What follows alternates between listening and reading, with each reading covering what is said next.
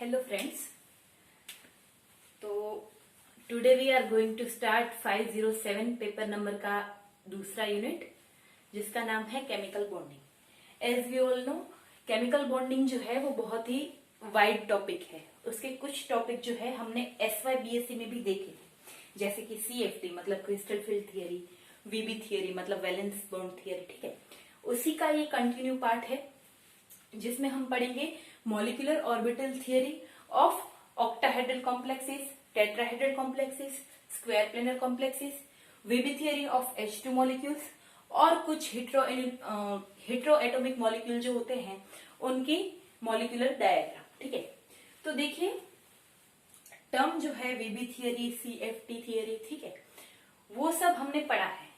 हमें पता ही है कि वीबी के कुछ फेलियर थे कि भाई वो रंग कंपाउंड का कौन सा है वो प्रिडिक्ट नहीं कर पाता था, और एक है कि भाई वो शेप प्रिडिक्ट नहीं कर पाता। इसकी वजह से क्या हुआ भाई, हमारी CFT जो है वो क्या हुई, डेवलप हुई।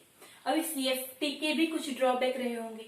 ड्रॉबैक मतलब कुछ ऐसे कंसेप्ट होंगे जो CFT नहीं समझा पा रही होगी। ठीक है, इसीलिए क्या जनरेट हुआ होगा, हमारी मॉलिक्यूलर ऑर्बिटल थियरी जनरेट हुई होगी। देखिए क्रिस्टल फील्ड थियरी और लिगैंड फील्ड थियरी दोनों में डिफरेंस है। क्रिस्टल फील्ड थियरी जो हमने पढ़ी थी वो कि भाई ऑक्टाहेड्रल में स्प्लिटिंग होती है, सिर्फ d ऑर्बिटल पार्ट लेती है। और लिगैंड फील्ड थियरी क्या है, मॉलिक्यूलर ऑर्बिटल थियरी। ठीक है, मॉलिक्यूलर ऑर्बिटल थियरी कही या तो लिगैंड फील्ड कही, दोनों बात एक ही है। ठीक है, तो देखिए वो कौन से फेलियर थे जिनकी वजह से मॉलिक्यूलर ऑर्बिटल थियरी डेवलप करनी पड़ी। तो भाई मॉलिक्यूलर ऑर्बिटल थियरी डेवलप होने का एक मेन रीजन क्या है कि CFT ने ऐसे स्ट्रांगली आर्ग्यू किया था कि भाई मेटल और लिगेंड के बीच में इलेक्ट्रोस्टैटिक अट्रैक्शन है। ठीक है, मतलब उनके बॉन्ड जो उसके बीच जो बॉन्ड बन रहा है वो कहीं ना कहीं आयनिक ही है, ऐसा उसने बताया था।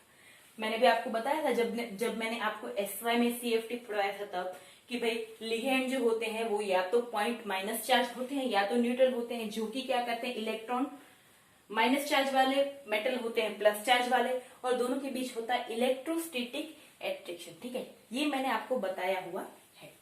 तो भाई ये जो आर्ग्यूमेंट थी किसकी, CFT की आर्ग्यूमेंट थी, कौन सी, कि जो उनके बीच है प्लस माइनस लिगेंड और मेटल के बीच वो आयनिक बॉन्ड है, वो एकदम से गलत निकली। भाई ये गलत कैसे निकली, भाई एक कंपाउंड है इरिडियम हेक्साक्लोराइड -2। ठीक है, ये कंपाउंड जो है उसका हमने अगर ESR स्पेक्ट्रा लिया तो अभी ESR स्पेक्ट्रा क्या होता है, एक स्पेक्ट्रोस्कोपी है। जैसे आप स्पेक्ट्रोस्कोपी पढ़ते हो ना, NMR, UV, IR, वैसे ये एक इलेक्ट्रॉन स्पिन रेजोनेंस स्पेक्ट्रोस्कोपी। इससे हमको क्या पता चलता है कि कितने अनपेयर इलेक्ट्रॉन है, कितने कहाँ पे किसके ऊपर लोकलाइज है, ये सब हमें ये स्पेक्ट्रोस्कोपी से पता चलता है। ठीक है, तो अकॉर्डिंग टू ESR स्पेक्ट्रोस्कोपी हमें पता चला कि इसके ऊपर जो इलेक्ट्रॉन रहने चाहिए वो कहाँ पे रहने चाहिए, इरिडियम पे रहने चाहिए, क्योंकि ये इरिडियम की इलेक्ट्रॉन इसमें अनपेयर है। ठीक है, लेकिन अकॉर्डिंग टू ESR हमें पता चला कि ये इरिडियम के पास जो अनपेयर इलेक्ट्रॉन है वो सिर्फ इरिडियम पे ना रह के क्लोरीन के पास भी चले जाते हैं। तो भाई इसका मेन रीजन क्या, ऐसा कब हो सकता है भाई, इलेक्ट्रोस्टैटिक अगर फोर्स ही हो, मतलब क्या हो, अट्रैक्शन फोर्स ही हो, आयोनिक बॉन्ड ही अगर उसके बीच बना होता अकॉर्डिंग टू CFT, तो ऐसा कभी भी होता नहीं। ये इरिडियम के जो अनपेयर इलेक्ट्रॉन है वो कभी भी क्लोरीन पे लोकलाइज होते नहीं। ये क्लोरीन पे लोकलाइज हुए हैं, इसका सिंपल मतलब क्या है कि इनके बीच कोई भी मॉलिक्यूल की शेयरिंग होनी चाहिए। शेयरिंग होनी चाहिए इसका मतलब क्या है कि बॉन्ड बना हुआ होना चाहिए।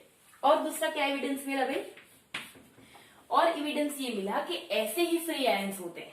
ठीक है, ऐसे फ्री आयंस मतलब जबकि क्लोरीन का एग्जांपल ले लो, जब भी chlorine as a ligand behave करता है और जब भी क्लोरीन ऐसे फ्री बिहेव करता है, तो भाई जब भी लिगेंड के जैसे बिहेव करता है तब उसका अट्रैक्शन फोर्स रिपल्जन फोर्स है वो हमें ज्यादा जानने को मिला अकॉर्डिंग टू फ्री आयन। मतलब कि जब भी क्लोरीन जो है वो फ्री रहता है तब उसका क्या है, रिपल्जन फोर्स ज्यादा जानने को मिला। तो इसका दूसरा हम ऐसे मीनिंग निकाल सकते हैं कि Cl जब फ्री होता है, ठीक है, तब उसका क्या रहता है, रिपल्जन ज्यादा होता है। और जब बॉन्डिंग मतलब कि कॉम्प्लेक्स में होता है, बॉन्ड अभी है नहीं, कॉम्प्लेक्स में होता है, तब उसका रिपल्जन कैसा होता है? लेस होता है। तो इसका सिंपल मीनिंग हम ये भी निकाल सकते हैं कि भाई कॉम्प्लेक्स में इलेक्ट्रॉन शेयरिंग हो चुकी होगी, यहाँ पे सिर्फ नेगेटिव चार्ज है वो क्लोरीन ही बियर कर रहा है, इसका मतलब उसका क्लोरीन के बीच में या तो ऐसे ही रिपल्जन बहुत ज्यादा होगा। यहाँ इरिडियम क्लोराइड में दोनों शेयरिंग कर चुके हैं, इसीलिए इसका रिपल्जन क्या हो गया? कम हो गया। तो एक एविडेंस ये भी मिला कि मॉलिक्यूल में CFT कभी भी हो नहीं सकती। ठीक है, कौन से दो एविडेंस मिले भाई? पहला तो इरिडियम हेक्साक्लोराइड का हमें क्या किया, ये सा स्पेक्ट्रा निकाला तो हमें पता चला कि भाई इसके अंदर जो इलेक्ट्रॉन्स है वो क्या है? डिस्पर्स है। डिस्पर्स मतलब शेयर हो चुके हैं। अगर CFT की बात मानते और हम ऐसा प्रिडिक्ट करते कि इनके बीच आयोनिक फॉर्म है, मतलब इलेक्ट्रोस्टैटिक अट्रैक्शन फोर्स है, तो कभी भी ऐसा पॉसिबल होता नहीं। लेकिन जबकि ऐसा है तो हमारी ये थियरी में हमें कहीं भी डेवलपमेंट करने की जरूरत है। ठीक है, अभी डेवलपमेंट क्या करना है, उसके लिए हमें देखने को मिला कि जो फ्री आयंस है, फ्री आयंस मतलब लिगेंड जो है वो फ्री स्टेट में रहते हैं, तब उनका रिपल्जन जो है वो बहुत ज्यादा रहता है। लेकिन अगर वो मॉलिक्यूल में मतलब कि ऐसे कॉम्प्लेक्स में रहते हैं तब उनका रिपल्जन कम होता है। तो इससे हम ऐसा प्रिडिक्ट कर सकते हैं कि भाई ये जो मॉलिक्यूल में है वो इलेक्ट्रॉन शेयरिंग हो चुकी होगी और वो इलेक्ट्रॉन शेयरिंग होने के कारण ये रिपल्जन कम हो गया होगा। ठीक है, तो यहाँ कहीं से हमें आइडिया मिला कि भाई CFT में आयोनिक बॉन्ड ना होकर कहीं बॉन्ड फॉर्मेशन हुआ होगा या तो ओवरलैपिंग हुई होगी, ऐसा कुछ हुआ होगा। ठीक है, फिर उसको आगे जाके डेवलपमेंट किया मॉलिक्यूलर ऑर्बिटल थियरी, वो पूरी बात अलग है। लेकिन इससे हमें ये जानने को मिला कि भाई CFT हमारी है गलत। ठीक है, तो अभी कौन सी एक नई ही थियरी आने वाली है, वो कौन सी है भाई? Molecular orbital theory. ठीक है, तो भाई हमें एमओ डायग्राम, हमने होमो एटॉमिक मॉलिक्यूल जो है H2, N2, O2, उन सब का तो पढ़ा ही हमने F5 में। ठीक है, लेकिन यहाँ हमें बात करनी है ऐसे सिंपल मॉलिक्यूल्स की नहीं, हमें बात करनी है ऑक्टाहेड्रल कॉम्प्लेक्सेस की। ठीक है, हमें किसकी बात करनी है? ऑक्टाहेड्रल कॉम्प्लेक्सेस की। तो देखिए ऑक्टाहेड्रल कॉम्प्लेक्सेस में हमें उसका मॉलिक्यूलर ऑर्बिटल डायग्राम ड्रॉ करने से पहले कुछ चीज जो है वो भूलनी पड़ेगी।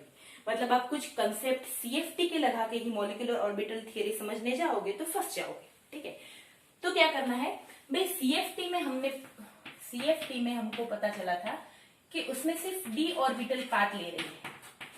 किसमें? बॉन्डिंग में। लेकिन जब अकॉर्डिंग टू MOT ऐसा बिल्कुल भी नहीं है। MOT में S भी पार्ट ले रही है, P भी पार्ट ले रही है, D भी पार्ट ले रही है। ठीक है, तो या तो स्प्लिटिंग होगी या तो ओवरलैपिंग होगी, इन सब की होगी किसके साथ? लिगेंड के इलेक्ट्रॉन के साथ। तो हमें जाहिर सी बात है इन तीनों के बारे में बोलना पड़ेगा, या तो इन तीनों के बारे में सोचना पड़ेगा, ना कि सिर्फ d ऑर्बिटल के बारे में। ऐसा कर देते थे हम, T2G नीचे, Eg ऊपर, T2G की एनर्जी कम हो गई, Eg की बढ़ गई, तो ऐसा कुछ हमें करना नहीं। एक बार आपको CFT याद रहनी चाहिए, वो अलग बात है, लेकिन अभी यहाँ से सारे नए कंसेप्ट चालू होंगे।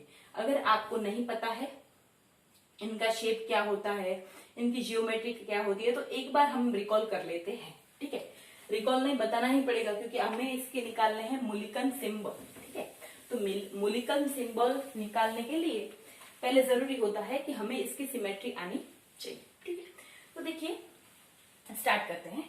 ऑक्टाहेड्रल मॉलिक्यूलर कॉम्प्लेक्स फॉर्मेशन करना है हमें, तो इसके लिए सबसे पहले आपको उसकी मूलिकन सिंबल निकालने आने चाहिए, उसका शेप क्या है वो पता होना चाहिए। तो मूलिकन सिंबल क्या होते हैं, ध्यान से देखिएगा, समझने की कोशिश करिएगा, और फिर आपकी बुक में आप जैसा समझे वो नोट कर लीजिएगा, क्योंकि आपको पढ़ के फिर आइडिया नहीं आएगा कि ये A1G कहाँ से आया, B1G कहाँ से आया। ठीक है, तो स्टार्ट करते हैं। देखिए चलिए, S ऑर्बिटल जो होता है, ठीक है, S की बात करते हैं अभी। वो कैसा रहता है भाई? स्फेरिकल रहता है, बीच में प्लस रहता है। ठीक है, ऐसा रहता है। फिर चलो मैं P ऑर्बिटल की बात करती हूँ। P ऑर्बिटल, देखिए 3 ऑर्बिटल होती हैं। एक तो अगर मैं ऐसे लिखती हूँ, x डायरेक्शन में अगर लिखती हूँ तो ये 2 लोब हैं। ठीक है, इसको हम क्या बोलेंगे? Lobe, first lobe, second lobe, और यहाँ पे होता है नोडल। नोडल मतलब जहां इलेक्ट्रॉन मिलने की प्रोबेबिलिटी बिल्कुल 0 है, उसको हम बोलेंगे नोड। ठीक है, ये एक्स डायरेक्शन में है और ये क्या है, डम्बेल शेप ऑर्बिटल है और ये एक्स डायरेक्शन में, इसीलिए हम इसको क्या बोलेंगे, पी एक्स। ठीक है, पी ऑर्बिटल की बात करें, ये हुई फर्स्ट ऑर्बिटल। और दूसरी जो होती है मतलब मानो कि वाई डायरेक्शन में, यहाँ पे नोड, और इसको मैं क्या बोलूंगी, पी वाई।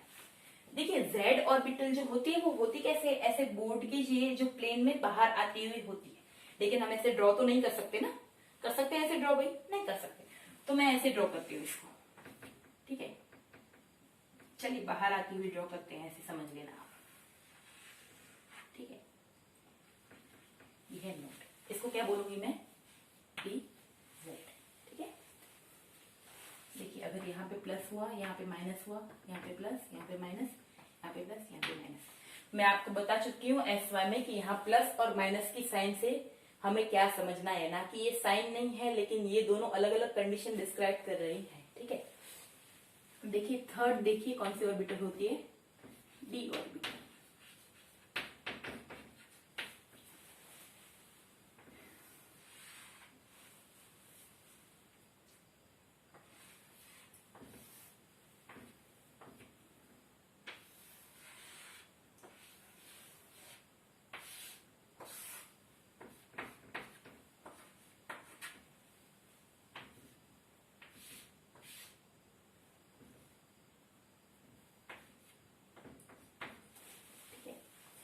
देखिए ये z ऑर्बिटल, इसको हम बोलेंगे डी जेड स्क्वायर।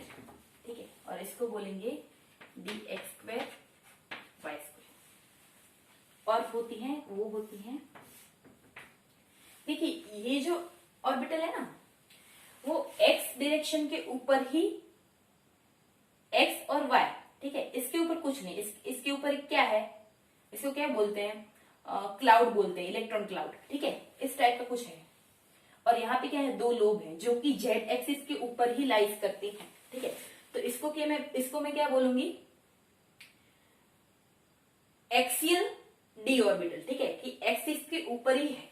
और देखिए यहाँ पे एक्स और वाई, एक्स ऑर्बिटल के, एक्स एक्सिस के ऊपर और वाई एक्सिस के ऊपर, यहाँ पे क्या ऑर्बिटल लाई कर रही है। ठीक है, यहाँ प्लस तो यहाँ प्लस, ऐसे होता है, समझ में आया, ऐसे होता है।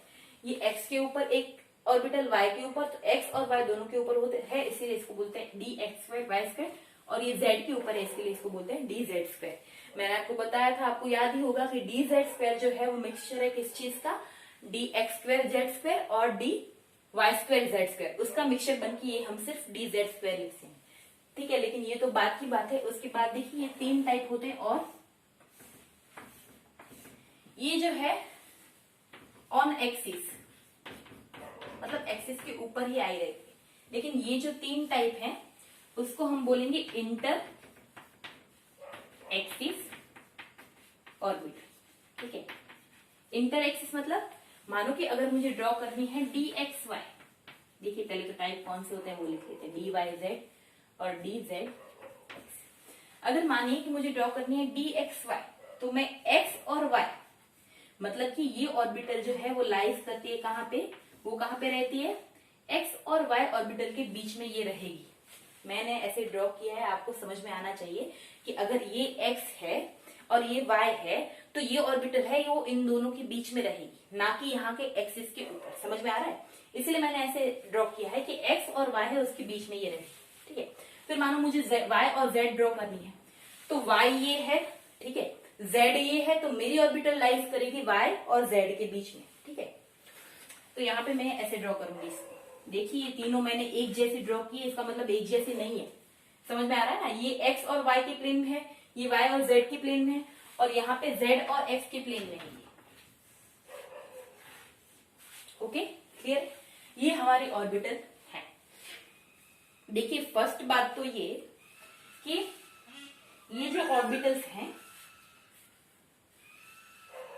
ये ऑर्बिटल में अभी हमें डिसाइड करना है मोलिकुलर सिंबल। ठीक है, पहले तो मैं बता देती हूँ सेंटर ऑफ सिमेट्री क्या है, जिराड अनजिराड, हम वो डिसाइड कर लेते हैं। ठीक है, देखिए जब भी हम सेंटर से, देखिए जब भी हम सेंटर से दो ऑपोजिट साइड जाएंगे तो हमें अगर सेम एनवायरमेंट मिलता है तो इसका मतलब क्या है, उसमें सेंटर ऑफ सिमेट्री प्रेजेंट है।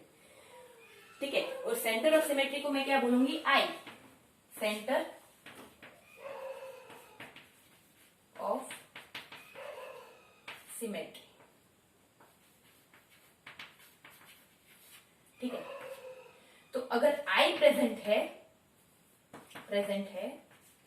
तो वो क्या होगा, जीराड, और अगर आई एब्सेंट है तो उसे मैं क्या बोलूंगी, अनजीराड। जी फॉर जीराड, यू फॉर अनजीराड। ये दो बात क्लियर है।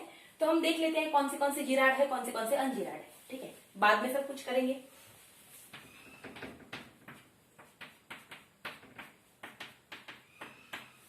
चलिए यहाँ पे देख लीजिए, जो मैंने बताई दिया कि यहाँ से आप ऊपर जाओगे तो भी ऐसा ही है, नीचे जाओगे तो भी ऐसा ही, यहाँ जाओ कहीं भी जाओ, ऑपोजिट दोनों तरफ जाओ तो आपको अगर सेम एनवायरमेंट मिलता है तो इसका मतलब क्या है, ये जीराड है, इसमें सेंटर ऑफ सिमेट्री प्रेजेंट है। ठीक है, यहाँ की बात कर लेते हैं पी एक्स की।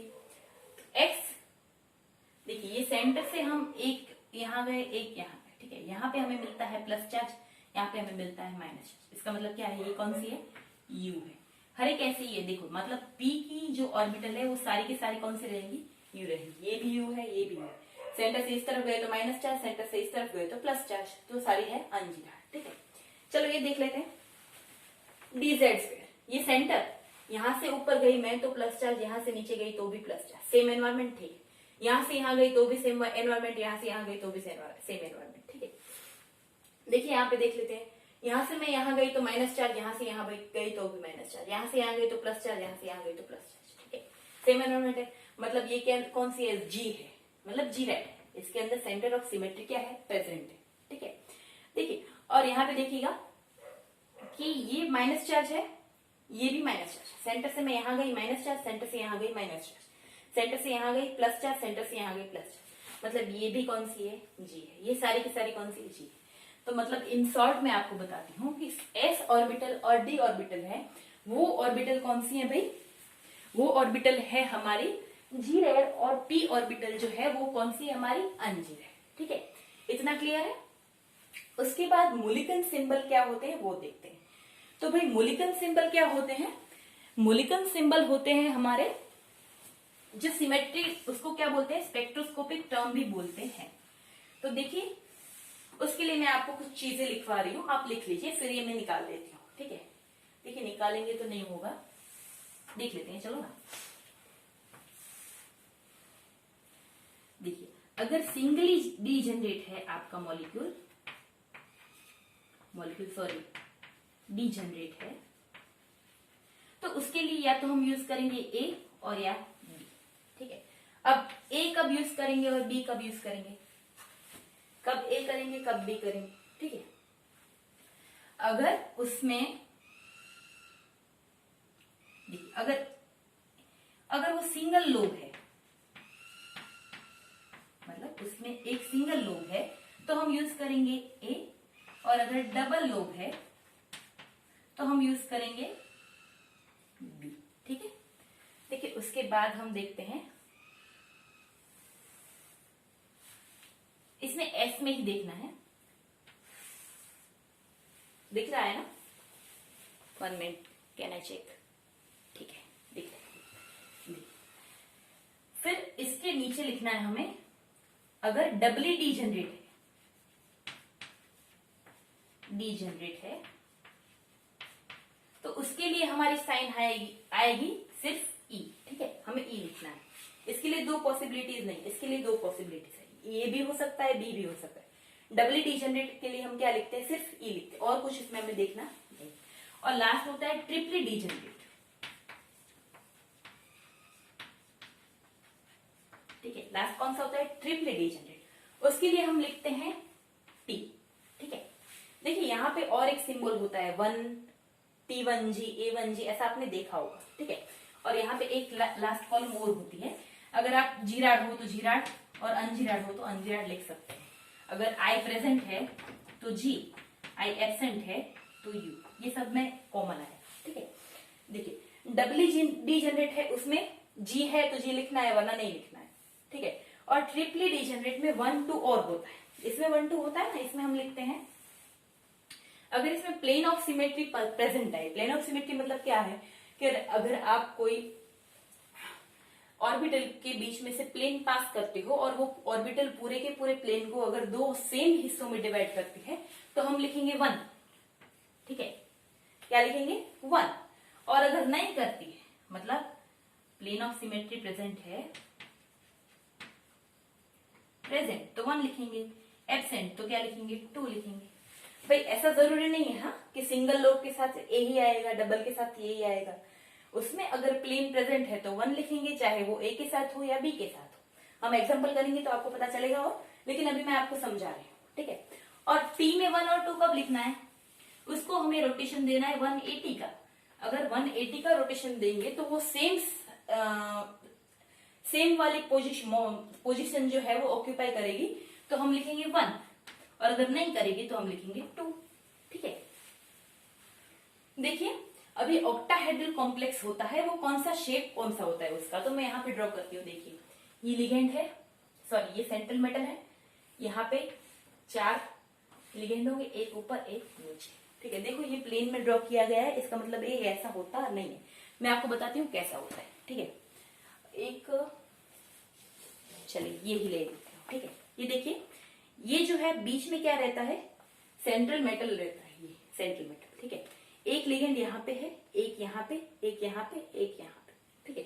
एक ऊपर रहता है, एक नीचे रहता है। देखिए अभी हमारी एस ऑर्बिटल की बात करते हैं। एस ऑर्बिटल तो कहाँ है, बीच में है, ठीक है। तो इसका मतलब है ये हम किस चीज की ऑर्बिटल की बात कर रहे हैं, हम मेटल की, ठीक है। तो देखिए ये मेटल जो है ये बीच में है, तो मतलब ये यहां से लिगेंड आ रहे हैं, यहां से लिगेंड आ रहे हैं, यहां से लिगेंड आ रहे हैं, यहां से आ रहे हैं, ऊपर से आ रहे हैं, नीचे से आ रहे हैं, सभी के साथ इंटरेक्ट कर सकती है ना, क्योंकि ये बीच में है, सबके साथ बॉन्ड बना पाएगी, ठीक है।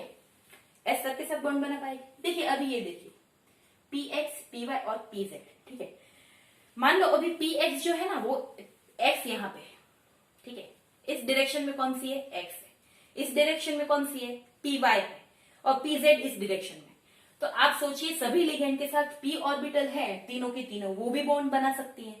मतलब कि यहाँ पी एक्स है तो यहां से भी बना सकेगी, यहां से भी बना सकेगी, यहां से भी बना सकेगी, यहां से भी बना सकेगी, और पी जेड ऊपर है, ठीक है, तो यहां से भी बना पाएगी, ठीक है।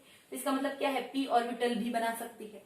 अभी देखिए डी ऑर्बिटल देखते हैं। देखिए ये वाली ऑर्बिटल है जेड वाली, ये कहाँ लाइज करती है भाई, ऊपर ऐसे, और ये एक लोब नीचे। इसको अगर हम जेड बोले तो ये ऊपर एक और ये नीचे लोब, ठीक है। ये वाली ऑर्बिटल ऐसे आपको देखनी। तो देखिए इसके साथ अगर लिगेंड इंटरेक्ट कर पाएगा कि नहीं कर पाएगा, बिल्कुल कर पाएगा, क्योंकि ऊपर नीचे से 2 लिगेंड आ ही रहे हैं।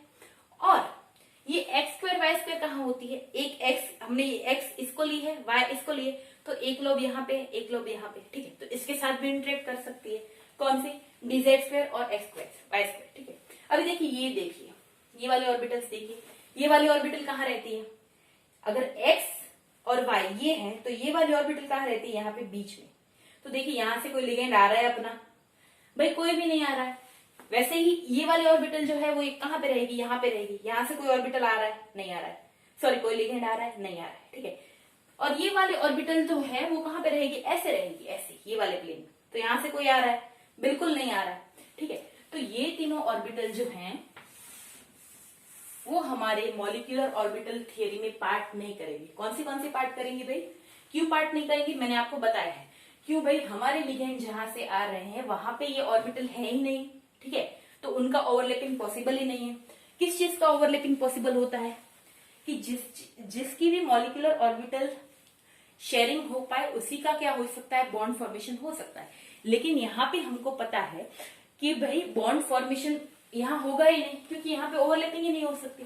ये कहाँ पे है भाई, ये कहाँ पे है, लिगेंड आ रहे हैं उनके बीच में है, तो ओवरलैपिंग नहीं हो सकती। यहाँ पे ओवरलैपिंग हो सकती है, यहाँ पे भी हो सकती है, यहाँ पे भी हो सकती है।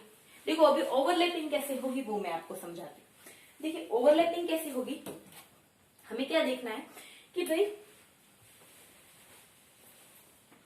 मानो कि तुम्हारा मेटल जो है वो प्लस है, अगर हमको यहाँ पे लिगेंड ड्रॉ करने हैं ना, तो प्लस चार्ज के साथ हमें क्या, प्लस चार्ज ही ड्रॉ करना है, तभी वो हमारा क्या होगा, एमओ का फॉर्मेशन होगा। मतलब बॉन्डिंग मॉलिक्यूलर ऑर्बिटल डीएमओ बनानी है, तो हमें प्लस के चार्ज प्लस इंटरेक्ट करता हुआ दिखाना है। ठीक है, ये देखिए ये ऐसे होंगी, एक पी एक्स और एक ऊपर वाली जेड। ठीक है, तो यहाँ से जो लिगेंड आएगा उसका प्लस चार्ज होगा, यहाँ से आएगा उसका माइनस चार्ज होगा, यहाँ से जो आएगा उसका प्लस होगा, यहाँ से जो आएगा उसका माइनस होगा, यहाँ से जो आएगा उसका माइनस, यहाँ से जो आएगा उसका प्लस। ठीक है, ऐसे हम देखते हैं। तो देखिए चलो अभी हर एक का हम स्पेक्ट्रोस्कोपिक टर्म निकालते हैं कि कौन सी किसके टर्म में आती है। ठीक है, देखिए सबसे पहले ये डीजेनरेटेड का मतलब भी आपको पता रहना चाहिए कि what is meaning of degenerated. ठीक है, तो डीजेनरेटेड क्या होता है भाई? डीजेनरेटेड मतलब हम ऐसा अगर बोलते हैं कि आई एम सिंगली डीजेनरेटेड, तो उसका मतलब क्या है? मेरे जैसा कोई नहीं, मतलब मेरी एनर्जी के साथ मैच करता है ऐसा कोई नहीं है, मैं अकेली हूं। अगर मैं ऐसा बोलती हूँ कि आई एम डबली डीजेनरेटेड, मतलब क्या है कि हम सेम एनर्जी वाले हैं, हम दो लोग जो है वो सेम एनर्जी वाले हैं। तो डीजेनरेटेड का मतलब सिंपली ऐसा होता है कि सेम एनर्जी वाले। ठीक है, तो देखिए सिंगली डीजेनरेटेड, यहाँ पे एक एस ऑर्बिटल है, उसकी एनर्जी क्या रहेगी? सेम ही रहेगी, उसकी एनर्जी बदलने वाली नहीं है, किसी के भी साथ मैच नहीं करने वाले। इसका मतलब क्या है? ये जो है वो सिंगली डीजेनरेट है। समझ में आ रहा है? ये जो है वो क्या है? सिंगली डीजेनरेटेड है। एक ही दिख रही है ना आपको, एक दिख रही है ना कि दो है तीन है, एक ही है, तो उसको क्या बोलेंगे हम? Singly degenerated. चलो अभी ए है या बी है, हमें पता चल गया, हमें या तो ये ए यूज करना है या तो बी यूज करना है। चलो अभी हम देखेंगे ए है या बी है। देखिए आपको इसमें कितने लोब दिख रहे हैं? एक या दो लोब, मतलब तो पता है ना, डबली डम्बेल में दो लोब होते हैं, एफ में कितने लोब है भाई? कितने लोब दिख रहे हैं इसमें आपको? एक ही लोब है, तो ऑफकोर्स हम यूज करेंगे ए। ठीक है, चलो अभी 1 यूज करना है कि 2 यूज करना है? तो चलिए इसमें से आप ऐसे प्लेन पास करके देखिए। मानो कि मैंने यहाँ से बीच में से प्लेन पास किया, तो वो पूरी ऑर्बिटल को जो है वो दो सिंपल मतलब दो इक्वल पार्ट में डिवाइड करेगा, इसीलिए उसमें प्लेन प्रेजेंट है ऐसा हम बोल सकते हैं। प्लेन एब्सेंट है ऐसा मैं कब बोल सकती हूँ? मानो कि मैंने आपको ऐसे दिया, ऐसा कोई दिया मानो ना, ठीक है, इसके बीच में मैं प्लेन पास करूंगी तो यहाँ पे तो मुझे एक अलग पार्ट मिलेगा, यहाँ पे भी अलग पार्ट मिलेगा। ठीक है, लेकिन यहाँ पे नहीं है, ये पूरा सिमेट्रिकल स्ट्रक्चर है। यहाँ से मैं बीच में से प्लेन पास करती हूँ तो मुझे सेम दोनों की साइड मिलता है, इसलिए मैं इसको क्या बोलूंगी? इसमें प्लेन प्रेजेंट है। तो प्लेन प्रेजेंट होता है तो हमें क्या लेना रहता है भाई? 1, इसलिए मैं क्या करूंगी? A1। ठीक है, और चलो ये जिराड है कि एनजिराड है? ऑफकोर्स जिराड है, तो मैं क्या लिखूंगी? A1G। तो ऑक्टाहेड्रल कॉम्प्लेक्स में जब भी हम बात करेंगे s ऑर्बिटल की तो उसे हम s नहीं कहेंगे, क्या बोलेंगे? A1G। जहां भी यूज हुआ है ऑक्टाहेड्रल में A1G, तो आपको समझ लेना है कि वहां पे बात किस चीज की हो रही है? बात हो रही है s ऑर्बिटल की। ठीक है, देखिए अभी इसका मतलब ऐसा भी नहीं है कि A1G माने हर बार s ही होगा। ठीक है, वो वेराई करता है जब भी आप कौन से कॉम्प्लेक्स की बात कर रहे हो। अगर आप स्क्वायर प्लेनर की कॉम्प्लेक्स की बात कर रहे हो तो उसमें A1G dz² को भी कहा जाता है, वो कैसे हम देखेंगे। ठीक है, लेकिन अभी के लिए आप याद रखिए कि हर एक के लिए हमें ऐसे स्पेक्ट्रोस्कोपिक टर्म निकालने रहते हैं, हम सबके निकालेंगे, लेकिन आप ये अभी के लिए याद रखिए। चलो इसकी निकालते हैं। देखो ये सारी की सारी p ऑर्बिटल है, सबकी एनर्जी सेम ही होगी ना, किसी की ज्यादा किसी की कम ऐसी नहीं होगी, क्योंकि यहां से दो लिगेंड आ रहे हैं, x में ऐसे p है ना, px। ठीक है, तो अगर यहां से दो लिगेंड आ रहे हैं तो p वाली y में यहां से भी दो आ रहे हैं और यहां से भी दो आ रहे हैं, तो तीनों की एनर्जी सही है। ठीक है, मतलब एक जैसी ही है। समझ में आ रहा है? तो ये कौन है? इसको क्या बोलेंगे हम? ट्रिपली डीजेनरेट। क्या बोलेंगे? ट्रिपली डीजेनरेट। ठीक है, ट्रिपली डीजेनरेट मतलब कि ये तीन की एनर्जी एक जैसी है। ट्रिपली डीजेनरेट मतलब तीन की एनर्जी एक जैसी है। तो ट्रिपली डीजेनरेट के लिए हम क्या यूज करते हैं? टी। ठीक है, तो यहाँ पे मैंने लिख दिया टी। चलो उसके बाद जो है 1 आएगा कि 2 आएगा, ऐसे डिसाइड करना है। तो कैसे करेंगे भाई? कैसे करेंगे? देखो यहां से मैंने बीच में से इसको रोटेट करके टर्न कर दिया 180 पे। 180 को कैसे रोटेट करते हैं वो तो पता है ना आपको। देखिए अगर ये है, ये मैंने कोई आपके ऑर्बिटल उठाई, ठीक है, इसको मैं ऐसे 180 रोटेट करना मतलब ये जो है वो यहाँ पे आ जाएगा। इसको मैं 180 अगर रोटेट कर देती हूँ तो ये माइनस चार्ज कहाँ पे चला जाएगा? प्लस चार्ज की जगह। समझ में आया? और प्लस चार्ज कहाँ आ जाएगा? माइनस चार्ज की जगह। मतलब कि हमें पहले जैसा स्ट्रक्चर मिला नहीं मिला। इसका मतलब क्या है? इसमें जो है हम अगर 180 रोटेशन करेंगे तो पहले जैसा स्ट्रक्चर नहीं मिल रहा है, नहीं मिल रहा है। ठीक है, अगर मिल रहा होता तो हम क्या लिखते, T2। अगर नहीं मिल रहा है तो हम क्या लिखेंगे भाई, T1। ठीक है, क्लियर है? 1 का भी लिखना है, 2 का भी लिखना है, क्लियर हो गया आपको? तो यहां पे हम क्या लिखेंगे, T1U। ठीक है, क्या लिखेंगे, T1U। मतलब U क्यों लिखा भाई, क्योंकि ये अनझिराड़ है, समझ में आ रहा है, ये अनझिराड़ है, इसीलिए हमने लिखा T1U। ठीक है, देखिए यहां पे, देखिए ये क्या है, पहले तो देखिए अभी यहाँ पे जो है इन सब की एनर्जी एक जैसे नहीं है, समझ में आ रहा है क्यों एनर्जी एक से जैसे नहीं है, क्योंकि हमने अभी देखा कि भाई जहां से बॉन्ड मतलब लिगेंड आ रहे हैं, जहां से ओवरलैपिंग हो रही है, वैसे सिर्फ 2 ही ऑर्बिटल है, एक जेड स्क्वायर में से 2 लिगेंड आ रहे हैं और 4 लिगेंड जो है वो एक्स स्क्वायर वाई स्क्वायर से आ रहे हैं, समझ में आ रहा है? तो भाई एक्स स्क्वायर वाई स्क्वायर और जेड स्क्वायर की एनर्जी कम होगी, कम मतलब क्योंकि वहां पे तो बॉन्ड फॉर्मेशन हो रहा है और यहाँ पे तो बॉन्ड फॉर्मेशन हो नहीं रहा, मतलब इन 3 की एनर्जी जो है वो अलग आएगी इन 3 से। ठीक है, तो हम इसको ऐसा नहीं बोलते कि पेंटा डीजनरेट, मतलब इन 5 की एनर्जी से समान है, ऐसा तो है नहीं। ठीक है, तो इसका मतलब इन दोनों की एनर्जी सेम होगी ना, क्योंकि इनके साथ भी मतलब लिगेंड जुड़ रहे हैं, इनके साथ भी लिगेंड जुड़ रहे हैं, समझ में आ रहा है? तो इन दोनों की एनर्जी क्या होगी, सेम होगी, इसीलिए हम इसको बोलेंगे डबली डीजनरेट। डबली डीजनरेट के लिए क्या लिखते हैं हम, ई सिंबल। ठीक है, तो यहां पे मैं क्या लिखूंगी, ई। और ये जिराड है या अनजिराड है भाई, ऑफकोर्स जिराड है, तो मैं इसके लिए क्या लिखूंगी, ई।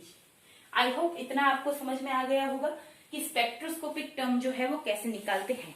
अभी ये टर्म का यूज होने वाला है हमारे मॉलिक्यूलर ऑर्बिटल डायग्राम ड्रॉ करने में। ठीक है, तो भाई इतना आई होप आपको समझ में आ गया होगा। चलिए आगे देखते हैं।